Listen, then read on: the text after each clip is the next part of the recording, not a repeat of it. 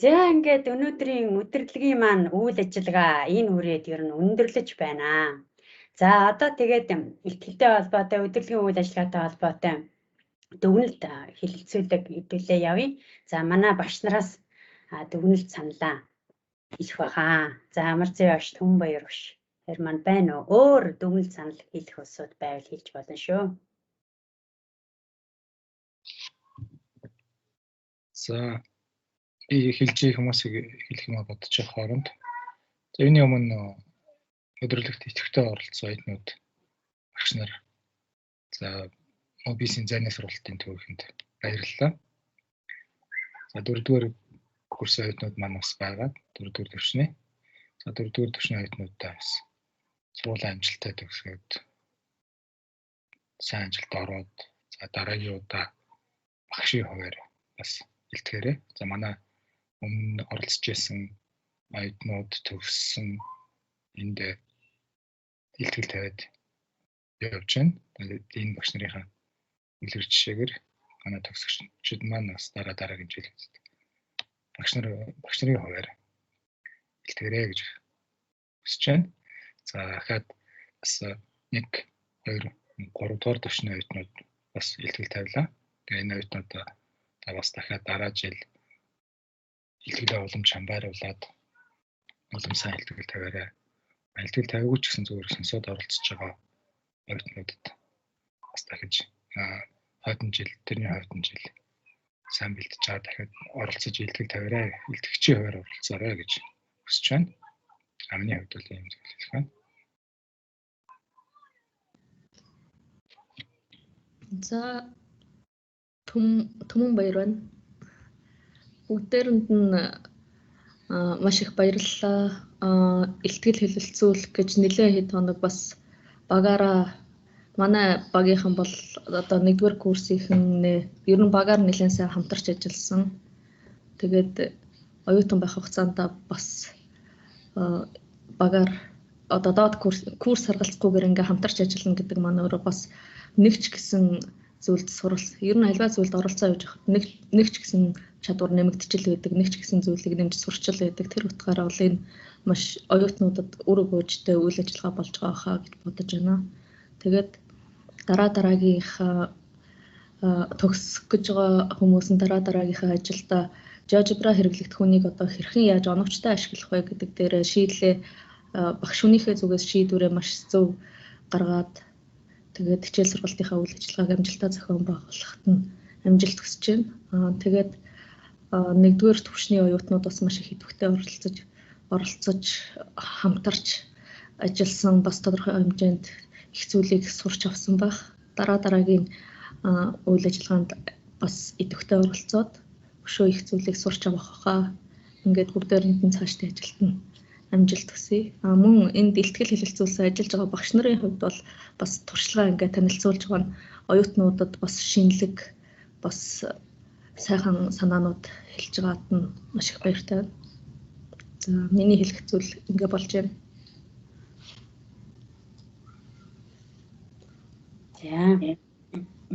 За тэгээд жил болгон тогтмол зохион байгуулагддаг энэ GeoGebra өдөрлөгтөө багш нар маань, оюутнууд маань 1-р курс, 2-р курс аль ч төвшний оюутнууд маань за ганцхан энэ математикийн багш боловсролын оюутнууд ч биш. Математикийн хөтөлбөрийн оюутнууд ч гэж болон бусад оюутнууд маань ч гэсэн энэ GeoGebra-г бас хэрэглэхэд болоод идэвхтэй этик санаачлагтай оролцох. За мөн суралцагчид маань бол энэ синхрон энэ интерактив аппликейшн байдагтай холбоотойгоор бол GeoGebra-гийн хэрэглээ бол нэлээд их байдгийн байлээ. За тэгээд цар тахал руу шилжээд цар таглаас болоод энэ онлайн горимд шилжснээрээ харин ч энэ GeoGebra-гийн маань техник технологийн давуу тал боломжуудыг ашиглах боломж байдгиймаа гэдэг харах өнцгийг маань энэ 1 жилийн хугацаанд онлайн сургалтын горимд шилжсэн үед болоод нээн илрүүлж бүр нэлээд анхаарал хандуулж харах ийм зүйл болж өглөө.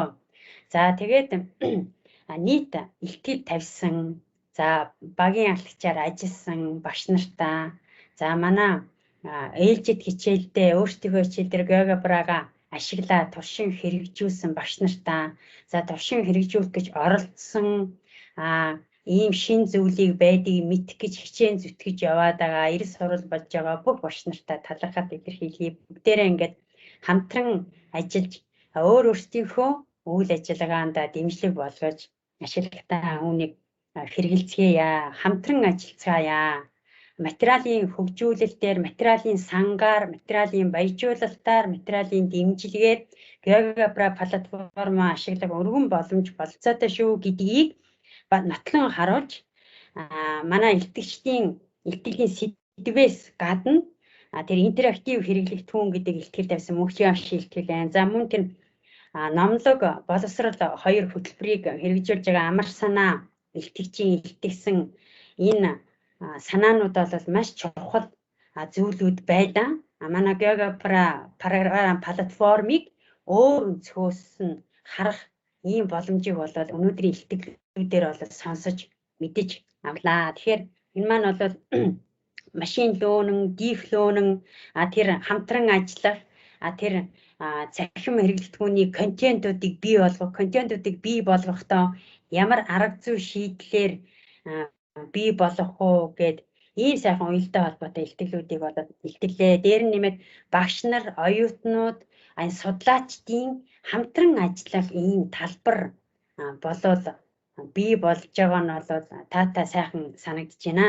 За тэгээд эцэст нь хэлэхэд эх жил бол би түрүүн хэлсэн 2002 онд GeoGebra програм маань зохиогдож Хохон Вартер гэдэг хүн зохиож олон улсын GeoGebra хүрээлэнгийн захирал энэ хүний дэмжлэгтэйгээр нээлттэй програм хангамжаан Java хэл дээр зохиогдсон програм хангамжаан улам өсөн дэвжин хүрээгээ өргөжүүлэн тэлээд дэлхийн дахны математик сурах, заах, суралцахад GeoGebra хэрэглэгчдэд ингээд өргөн хүрээтэй үйл ажиллагаагаа олон чиглэлээр бол ингээд явуулсаар ирсэн.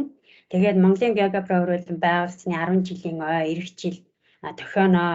За үүнийг ухтаад үүнтэй холбоотойгоор ер нь олон чухал санаа шийдэл бүхий ажлууд бол зохион байгуулахыг болоод зорж ажилланаа. Бидэнтэй хамтан ажиллах сонирхолтой тийм хүмсүүд, байгууллагууд санаа шийдлээ бидэнд нээлттэй хэлээрээ.